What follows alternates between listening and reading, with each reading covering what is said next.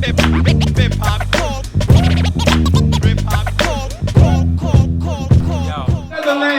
yo, say beautiful. Come on. Somebody say beautiful. Come on. It takes place, well, the backdrop for the album is me in high school. Yeah.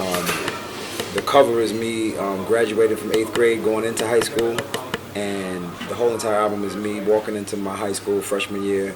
And then at the end I graduate, but it tells you the story, my life story in between those 4 years of high school. It's entirely produced by this cat named Kick Beats. Kick Beats. Who nobody knows, but they will know now. Yes. Because you know, his name is gonna start flying because he's a talented dude, and people are gonna start working with him because he's good, man. Probably Young Black Intelligent, because and it's the next single we're doing. We just shot a video for it.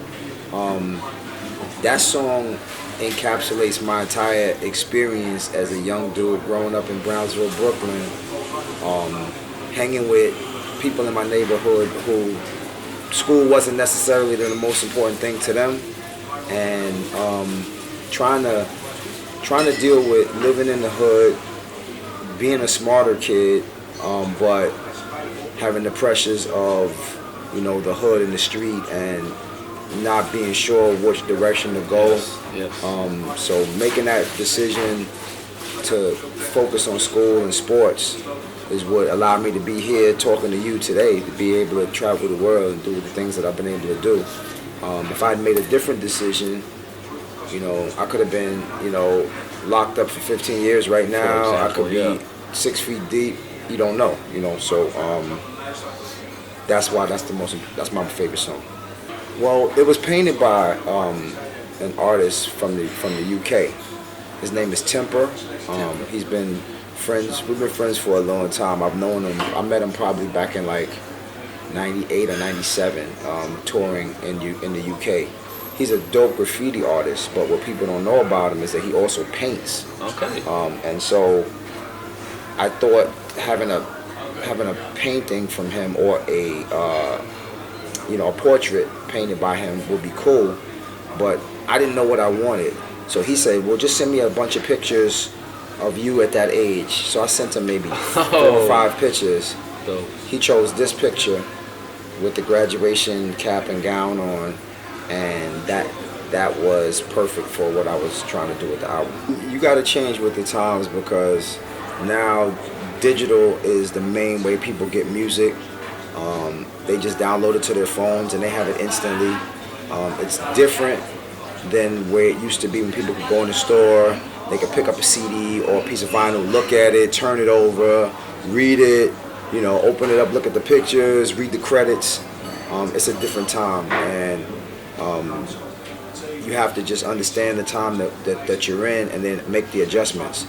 So we have our digital outlets, but I still want to serve the fans that still want the physical. Yeah. So we got CDs, we got colored vinyl, we got cassettes coming. Even cassettes.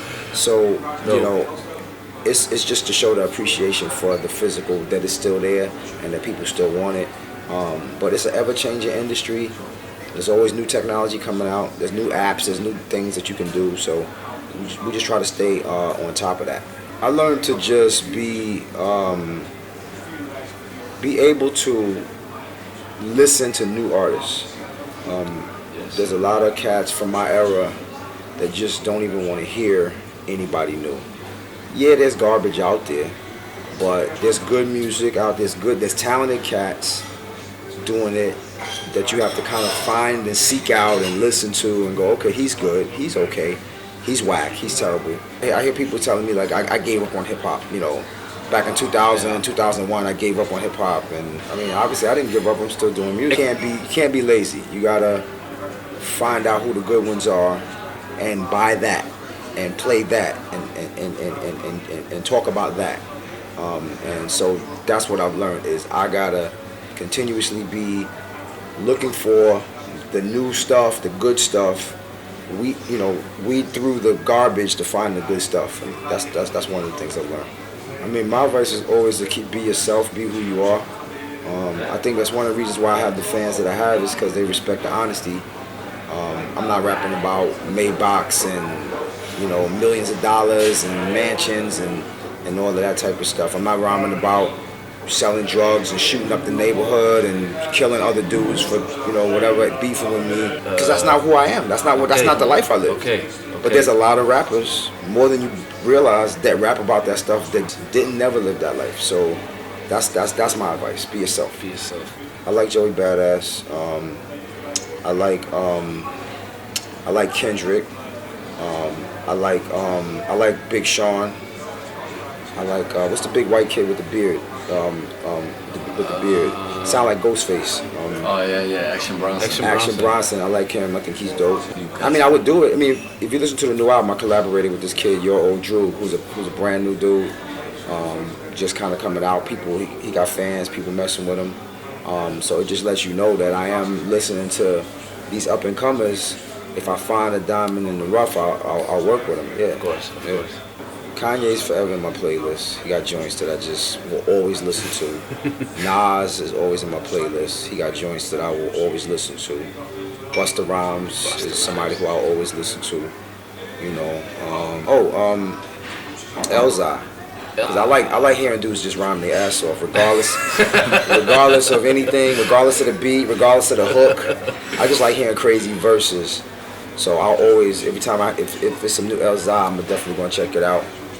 Slick Rick, if he ever drops new stuff, the original best storyteller in the game. Yeah. Always looking for new stuff from Slick Rick. MCs? Yeah. I would do something with Joey Badass. I would do that. I think me and Common would be dope on a record together. Me, when I do collaborations for my projects, it's always about the fit more than the artist or the skill or the whatever. Do they fit the song? Do they fit the concept of what the record is? So I've collaborated with people that maybe they wasn't on the top of my list of, I gotta do a song with them, but they fit the song perfectly. And so yeah, that's why it's classic. Yeah. I think being a fan of the music is what has motivated me to keep making the right music and good music. As long as I keep hearing rappers rapping their asses off, I'm gonna always be like, ooh, that's a dope verse. Can I mess with that? I gotta write something on that level.